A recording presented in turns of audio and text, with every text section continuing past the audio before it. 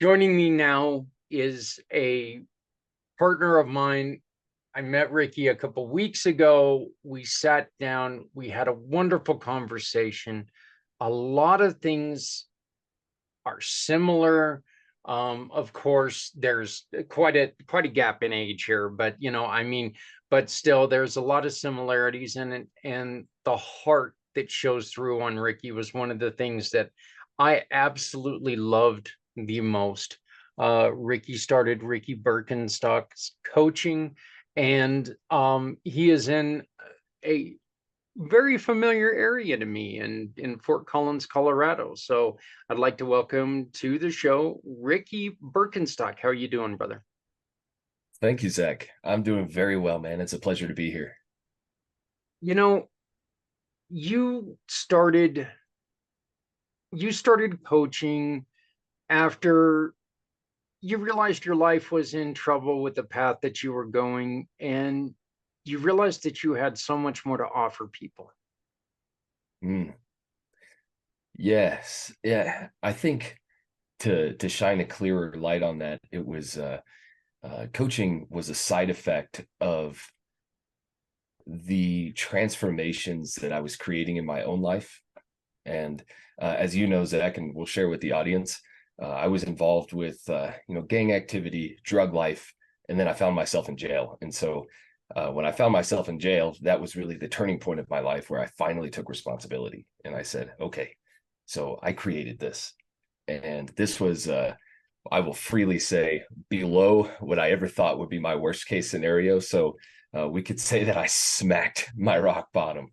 And after smacking that rock bottom and saying, okay, well, if I can create this, then I ought to be able to create something pretty fantastic. And I think I owe that to myself. So after getting my head screwed on straight and living life one step at a time for quite a while, I started to see that there were patterns and there were ways that I was changing my life that I could see benefiting other people. And then I started studying the art of coaching and helping people transform their lives, testing on myself, testing around others, and then getting a more broad approach to impact people and see them take their lives from maybe not everyone is in that place of a deep level of pain that we understand, but maybe they just want to see some tweaks, some changes in their lives. And change is hard for anyone.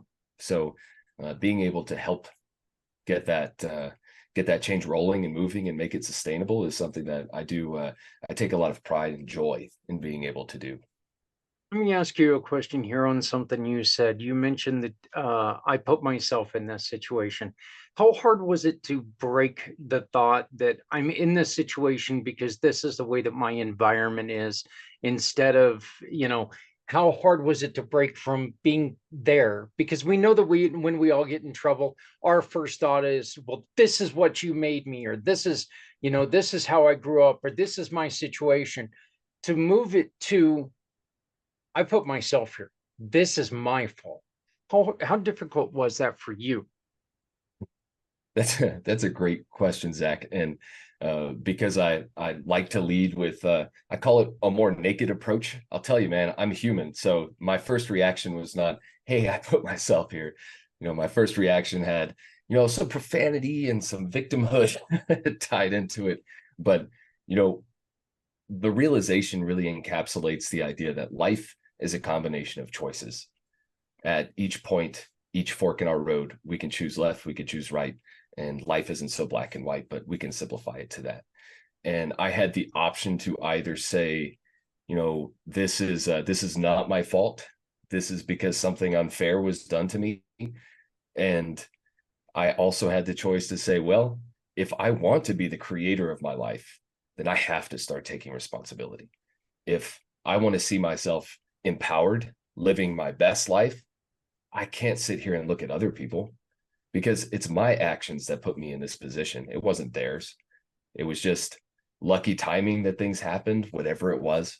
And it was that choice to empower myself. And sometimes empowering ourselves is a very painful thing because it does mean taking responsibility. It means this is on me and my future is on me. And once we make that decision, now we can create, now we can move forward. it was a bad choice. It wasn't a uh, mistake. You know, you didn't make a mistake. You made a choice, and that's one of the things that I try to tell. When I get to talk to like the foster kids and everything, is like, look, Mm, when you do something that you know is not right, that's not a mistake. It's a bad choice. Bad choices are made throughout your life. You're going to make different you're going to make choices that are wrong throughout your life.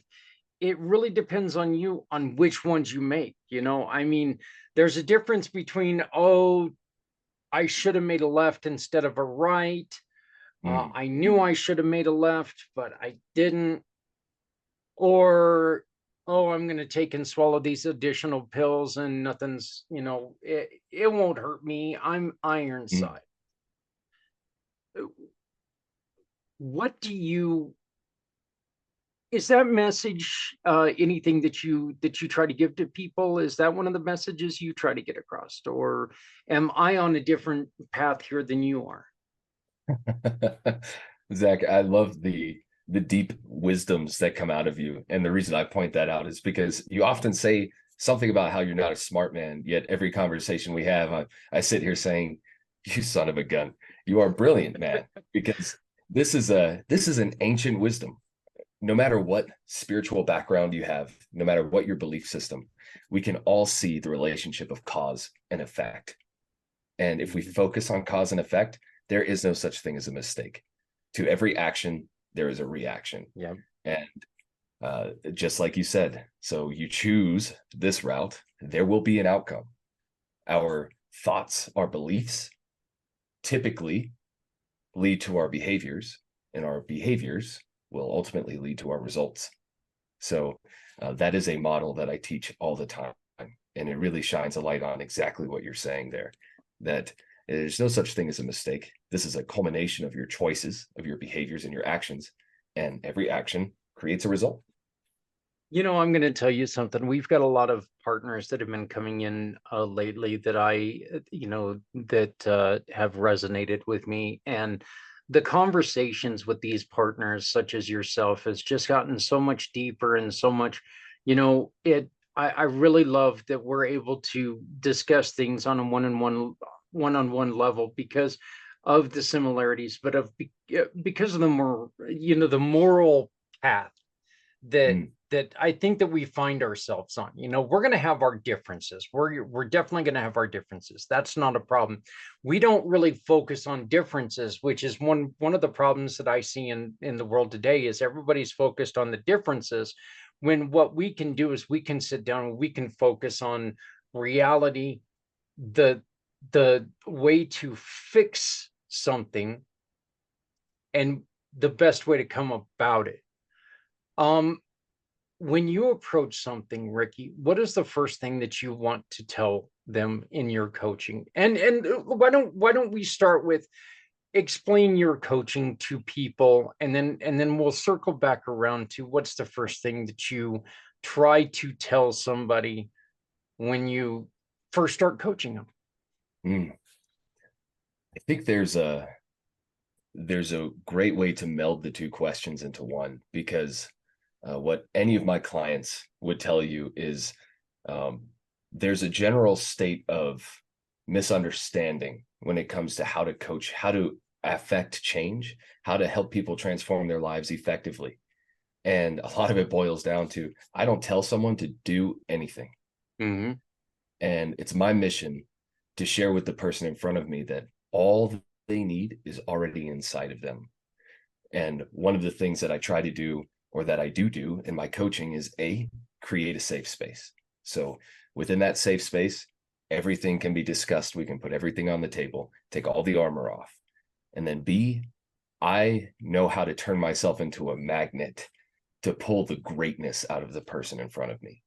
And we do that through questions. And that's why the approach looks different with every client, but essentially it's really session after session, powerful questions, deep conversation, shedding light and awareness on certain areas, certain patterns, and gaining that clarity that they need to continue moving forward. And sometimes that's super simple, and other times it gets really deep, and there's traumas brought up, and there's healing to be done. And that's why I never like to put. That's why I call it deep coaching, because it's kind of like, if I've never done this myself, but I imagine it's kind of like scuba diving, where you find a new place to go diving, and you find new things down there, Yeah. and maybe sometimes you find the treasure closer to the top, and other times you have to go deeper. And there's no right or wrong to that. It's every process is unique. Each session is unique. So I guess I could call myself a professional, emotional, mental life diver. And I take my clients along that journey with me. We're on that together. I like that, because using the diving metaphor, you change your coaching with the person, because not only can you maybe find the treasure up top, who's to say what someone's going to find as the treasure? Maybe someone's going to seeing their first ever, their first ever blue coral is their treasure. That's what they wanted to see. Or maybe, the tuna is the first, that's what they wanted to see. That's their treasure Mhm. in life. It doesn't always have to be gold. It doesn't always have to be silver ingots. It can be something so much deeper. And so, but you do make sure that you individualize. It's not all, you're not going to sit in a room with 30,000 people and tell everyone, this is how you do it, right? It's got to be That's different. It's got to be, because you know what? In those 30,000 people, you're not going to have 30,000 successes if they mm, follow your way, because mm, you've got 30,000 different people with different goals, with different abilities, with different, it's difference. We we can't treat everyone the same. Everyone has got to be treated individually. And because every single one of us is individual, right? mhm, So when what is the most important thing that people need to know? mm. I love that question, because if, let's transpose ourselves in front of, say, a million people right now. There is no one, uh, you could say, panacea cure for everything, but there are principles. And the number one principle I want any listener to know is that the answers already lie within them. They are the key. They are the one that they've been looking for. And the beautiful fact underlying all this individuality, all this uniqueness, the power that exists within each human being is them being themselves. Zach, the world needs Zach Clayton to be Zach Clayton, not Zach to be Ricky. If I'm sitting here trying to reprogram you into me, we're not doing anybody any good. But to help you become more of yourself, to bring your authenticity, your gifts to the surface, and learn how to live into those, oh, there's nothing more beautiful than that. And Thank that God, is, I'd have a lot of work to do just body style to get to be a Ricky, because you're shaped with hard work and dedication. I'm shaped with donuts.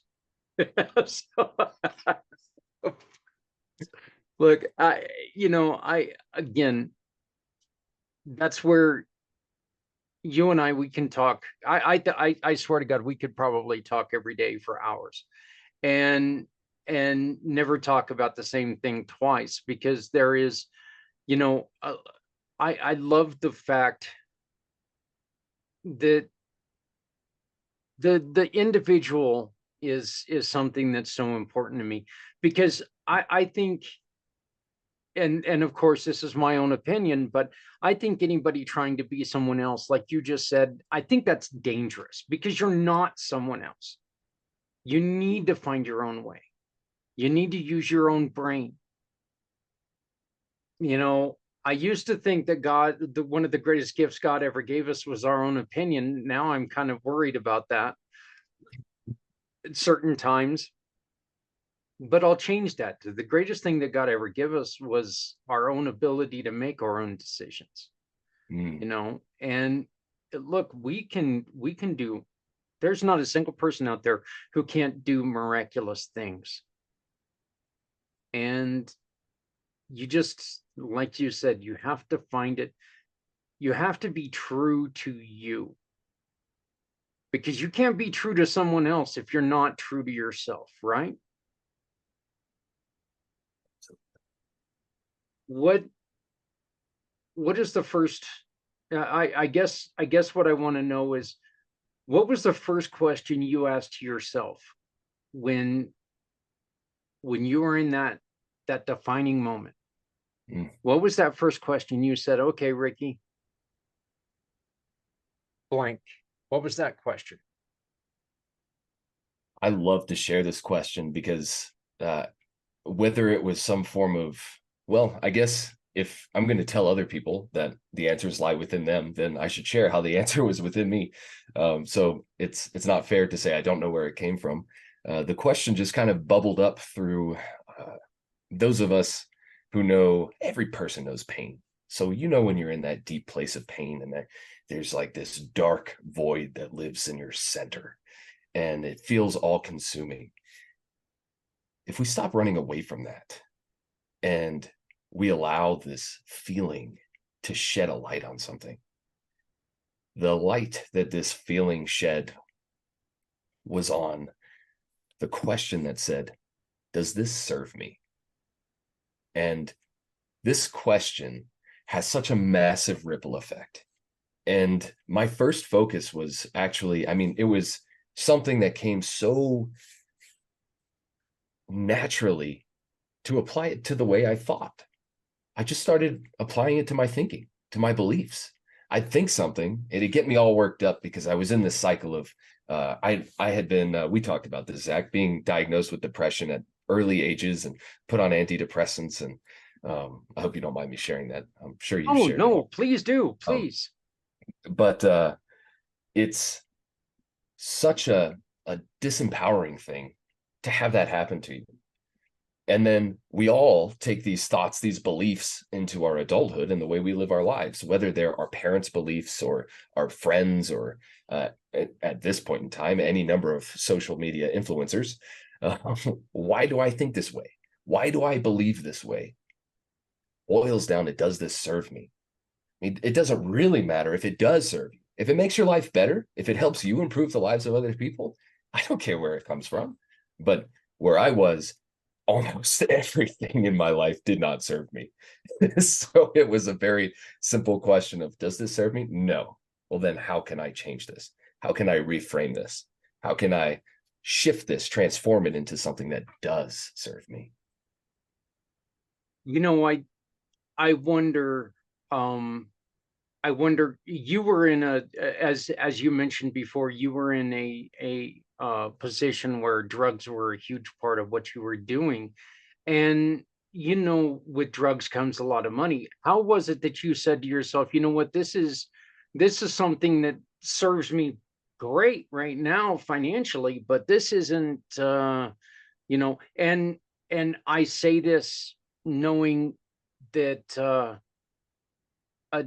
a young man that I have cared for a long, long, long, long time.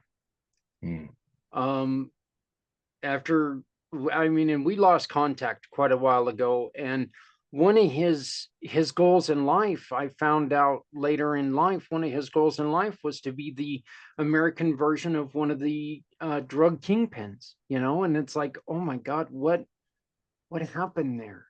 You know, and how was it that you decided, okay, look, this may serve me, great financially now, but is financial everything? One, and two, this can't last. It ain't gonna last. This isn't, and because we know, and this is another thing that I'm a little unclear on how you made that decision, because we know that a lot of times these young kids today see that prison sentence almost as a badge of honor sometimes. They see it as their education even. Mm, How do we get them to make the step that you made? What do we need to do as adults who care? I'm not saying as a general public, because they don't give a damn about the general public. How do we change their mind about adults who care about them? They are our first responsibility. mm. This is a very powerful question, Zach. The There is no one answer. This is complex. So as we talk about from the beginning of this interview to now, an individual by individual basis is definitely important. Just showing people that you care, that you're there, that you're open to listening, and asking them these questions. So principally, what I would say is leading by example is one of the best things you can absolutely do. A lot of us were raised in environments where people live with a martyr syndrome, which is where, like, yes, this is so hard, and yes, everything I do is so hard, but it gives you some sense of righteousness. And no kid wants to see that. And that's no way to live your life either. I mean, Yeah. um, we we all find role models, and we all find things to look up to. I understand that way of thinking very deeply. My role models from the beginning were rappers, and that's why I was living my life the way I was. I thought it was awesome, and then there was a degree of some sort of twisted pride that came from being able to say that I had been locked up. And that question of does this serve me runs so deeply that if one really gives themselves the time to ask this question, you can see why you want this thing. I mean, is it really going to make your life better and the lives around you? Why do you have this desire to do this thing? So creating the space to ask the powerful questions and to ask these kids, why do you feel this way? Where does this come from? And then to teach them, because it was a revolutionary thought to me when I first said to myself, I can create my life. I do create my life. Kids need to know that. I mean, they're these beautiful, clean slates that can choose to, and I'm going to say this because I believe this deeply, that whether or not you choose to, we are all brainwashing ourselves. The books we read, the media we watch, what we consume, we're feeding our brains. We all have a mental diet. And if you take a child and you put them in an environment where they're given the mental diet of empowerment, and empowerment is it's not a thing, it's not a tool. Empowerment is a feeling. And it's a feeling that is a result of getting the tools, the support, and the general guidance and vision necessary to succeed. We give children these resources, oh my gosh, and show them that there are results that come from this. If we can tie the cause and effect principle into a child's mind where they understand what I do has results. I want this outcome. For me, I wanted, there's a type of Rolex that uses a meteorite as the disc, as the dial. And I used to always say, I want a meteor on my wrist. Like that would be awesome. And I want a Ferrari. And have you ever sat in a Ferrari, Zach? Oh no, I couldn't fit in a Ferrari if I tried. I I tried to sit in a PT Cruiser at one point in time, and I had to. I seriously looked like Fred Flintstone and Dino, where I had to open the sunroof because my head was like way the hell up here. I mean, it Mm. did. I looked like this when I was driving. I had to like lean down to see the you know. No, I couldn't. Oh man, I would feel like I was falling for a week to fit inside of a Ferrari. So, but Okay, well, beautiful answer, man, because the point is it's a race car. yeah, It's not comfortable. This is not a luxury vehicle. So, right. like, why do you want this thing? So, um, here's the point. Jim Rohn gave a great talk decades ago about how to speak to a child, and he said you have to be able to speak the child's language. So if we can take the time to understand the things that they look up to, the things that they're interested in, and then help them see, what is it about this that you really want? Is it the money? Is it the fame? Because you can do that. I didn't know this. You could do this legally.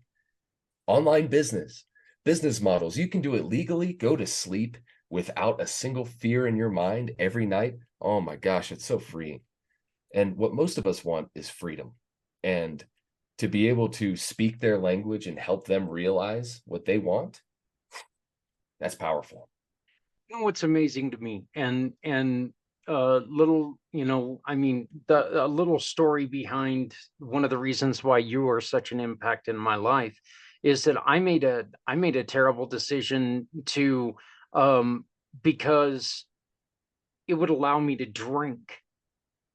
I was still allowed to drink, so I made a decision. I'm like going, and the question was, is okay, I'll accept this offer. Well, can I still drink? Yeah, but we can get you a better offer. I can still drink. I don't care. It Mm, ruined a good portion of my life. Okay. Here is the thing that I think that we need to get across to young individuals. Okay. Think about your most outrageous dream. I mean, just the most outrageous dream. You just said it. Okay. Your Ferrari, all this other thing. Think about it. And now take the first step and start to plan out how you think you could do that in a legal way, or just, but here's the way to do it. Be imaginative about it, because you know what? If you're not going to come at this with that personality, if you're going to come at it with a cookie cutter, you're going to be cookie cutter. So put some you into it. You've taken the first step to changing your life and doing something outrageously special. And when I mean special, Ricky and I are both coming from a point where we were both in trouble with the law, with the family, with everything. We were in trouble. Have we got it all figured out? No, and neither one of us will tell you that we've got it all figured out. But we are telling you right now, it can be done. mm, The quicker you do it, the more you get to enjoy life. Okay. You need help, contact us. We'll talk to you. And the one thing that I am going to tell you right now, and I'm pretty sure, Ricky, you'll back me up on this. We're not going to give you how to do it. We're not going to give you the blueprints on how to do it, because that's up to you. Our blueprints to do things are how we do it. How we do it is not always going to work for you. mm, Okay. I tell people all the time, Ricky, that when I talk to individuals with head injuries, I'll never tell them I know what you're going through, because I don't know what they're going through. I've got a head injury. I am vaguely familiar with what has happened with some of the stuff that they're going through, but I will never tell somebody I know what they're going through, because I don't know. My life is different than theirs. My experiences have been different than theirs. So for me to tell you I know exactly what you're going through is naive, stupid, and I shouldn't use that word, but it is. It's stupid, and it makes you untrustworthy, because if you mm, tell somebody you know exactly what they're going through, they're going to sit there. Look, there's nothing that makes me blow you off quicker than, oh, I know exactly what you're talking about. No, you don't. No, you don't. And we can't. mm. That's because we're individual people. You coach people in a variety of different areas, but it's all about health improvement, or it's all about improvement, life improvement. You help. Why don't you give us like a list, a rundown on what all you want to coach people on it? Sure. So I call myself a life quality engineer because at the end of the day, I believe what everyone wants is just a higher quality of life. And um, to do this, what I do is I focus on what I call the 5 dimensions of life quality. And there are more dimensions than this, but I also have a core pillar that says, let's simplify everything. So we've got 5. So that's the physical dimension, the mental dimension, that's mindset, emotions, trauma, things of that nature, the relationship dimension, the financial dimension, and the spiritual dimension. And we don't work on all of them at once. The whole point is that it's holistic and there's always a ripple effect. So as you see the improvements in one, you ultimately see the improvements in the others. And being more progress focused is a great way to break any self-sabotage patterns, hard thinking on oneself, like I should be here. If we find ourselves shoulding ourselves, we probably need to talk to someone. So there is no shoulding. It's, wow, look how far I've come. And if you stay focused enough on your progress, you won't even believe where you end up. I mean, just like what you're saying, Zach, there is no one set framework or blueprint, but we can help people create their own. And once you create your own and you stay focused on that progress, oh my gosh. I mean, where I'm at today, I would have never guessed 10 years ago. I would have thought you were crazy, mostly because 10 years ago, I thought I'd be dead by now. But it's also far, far better than my dreams ever were. So, yeah, that's long and short. I think one of the important messages there are don't should all over yourself. So, That's right. I really, I wanted to say that after you were talking. Ricky, you're part of the Community Pay It Forward program. Oh, and one more thing I wanted to add to that. You have to remember, I think is never going to be as strong as I need. Mm. I think I want to quit smoking. That gives you an out. Mm. Look, I'm going to quit smoking. You have no out. There's no out there. I'm going to do it. I think I want to improve my life. I'm going to improve my life. So, those are just a couple things that, you've little mindsets. Little mindsets can lead to huge improvements. Absolutely. So, and, sitting pat is not conducive for success either. Jeff Bezos, Elon Musk, Zuckerberg, they don't sit still. They change things all the time. All the time. Not always for the best. I mean, but they do. You can find Ricky's page on communitypayitforward.us/Ricky comma Birkenstock. So just go there, and this video is actually going to be on this page later on today. And actually, by the time that people are watching this video, it's already going to be there. So go there now and you can see the difference. But Ricky, you've also got a landing page that you are about ready to lease, correct? Yes, sir. So rickybirkenstock.com will be live here in the next week or two. And so if anybody's listening to this at a later point in time when this interview gets run again, it's probably live already. So feel free to give rickybirkenstock.com a search. And you can also find me on LinkedIn, where I'm at currently. So just search my name and you'll see it loud and clear. It says Life Quality Engineer. And again, all you have to do is go to communitypayitforward.us/Ricky Birkenstock, or up in the search bar, just put in Ricky and Ricky's going to pop up. Ricky, how do people reach out to you, my brother? So people can reach out to me at my email, and my email is really simple, ricky.birkenstock@gmail.com. And I can also be reached at LinkedIn. I'd love to give out my phone number, but I teach and recommend having strong boundaries. So that is a boundary we'll cross when we have a personal relationship. So All right. right now, LinkedIn, email, please feel free to get in touch with me. I'll get back as soon as I can. I'm really glad you said that. That means that we need to change something on your landing page on our website. We've got your phone number on there. So I'll get that changed right away. So Okay, thank you. but um Ricky, on a personal note, man, I love you. I haven't known you for a long time, but I've known you for a great time. I love you. I really do. You've you've added so much to me personally, you know, outside of business.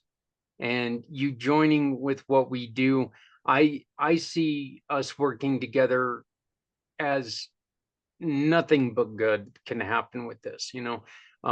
You're a powerful individual. Your story means so much to not just you but other people. Um i i think that your story is there, and it's proof that, you know what, I don't have to live this because my environment told me this is where I live. You, my friend, are inspirational, and I love you, man. I really do. And I thank you for being one of our giving partners. And I look forward to a long relationship. You and I are in cahoots in the good way.